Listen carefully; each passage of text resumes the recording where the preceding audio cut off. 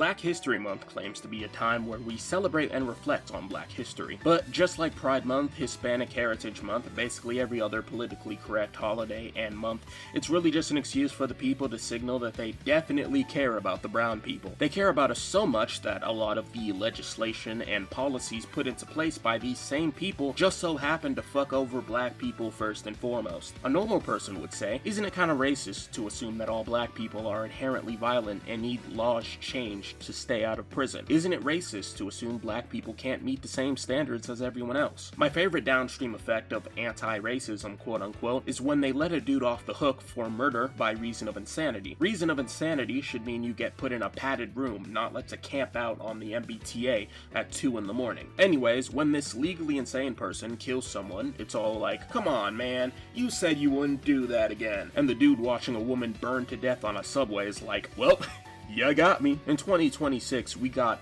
white people making excuses for criminals and pedophiles, and black people singing songs about how much they hate black people. Wait, who is writing the script for this timeline? What the fuck are they on? I saw a black woman say the hardest R, a harder R than I've ever heard any white racist person say in my entire life. On the other hand, we have a lady in our neighborhood who pulls everyone together to fund Six Flags trips for the kids, and black church is way more fun than white church. I'll die on that hill. The Aryan race warriors can fight me on that one. But you don't get to hear about those people because yet another dumbass nigga decided he was gonna blow his friend's head smooth off for fooling around with a girl who wasn't even his girlfriend, or something just as stupid. Any hint of black excellence is smothered by retards who are enabled by the people in government who don't understand that locking people up leads to less crime. I'm not getting my ass taken by Big Terry just because of a domestic dispute. Are you fucking crazy? Microsoft did the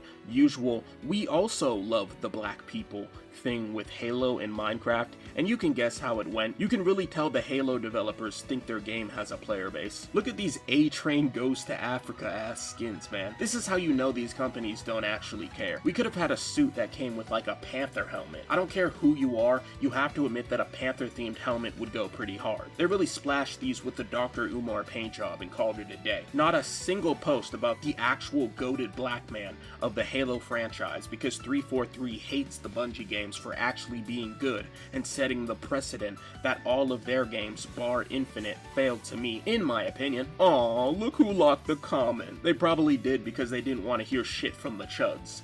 Fair, I guess. We're still clowning your ass in the quote retweets though. This girl Haley wrote something. I'm not reading all that to you guys, I got shit to do.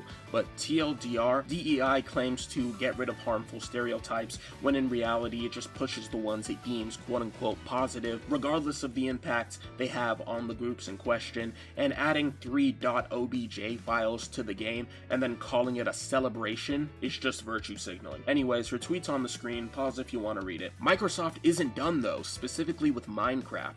Minecraft fans have been going through it recently. Usually Java Edition is shielded from the retarded shit that Bedrock is forced to implement, like adding chat reporting and blocking you from playing your own world offline if you're banned.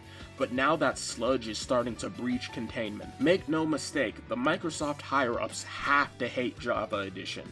They have the most popular sandbox game in the world, and a quarter of its player base is clinging onto Java for dear life because it's not as shit as the bootleg mobile version that you want you to play with the paid skins and the constant advertisements. The only thing stopping Microsoft from taking Java out back and sending it to a farm upstate is that the YouTube community would genuinely implode. Wars have been fought over less, and YouTube is 90% of the reason why Minecraft is still relevant, but at least we have baby bees now, so that's cool. Anyways, Minecraft Bedrock Education Edition dropped the Martin Luther King DLC we will all be playing. At least they actually modeled everything. The MOK Fortnite event was just a giant screen, and I'm pretty sure they had to remove the ability to emote or throw tomatoes or something because some goofy ass shit was happening, because these are kids. These are children who are only here to farm Battle Pass XP. The issue I have with this is that if history needs to be dumbed down to this extent, just wait a year to teach it to them. History is important. Not teaching it is how we end up with people thinking that the Robin Hood movie is actually a really great critique of capitalism, and the Robin Hood technique would really work in real-world economics, aka socialism.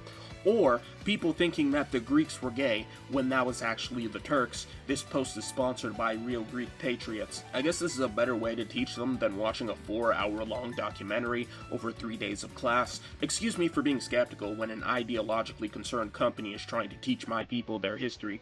Anyways, that's all I have to say. Microsoft does not care about black people. That's my statement.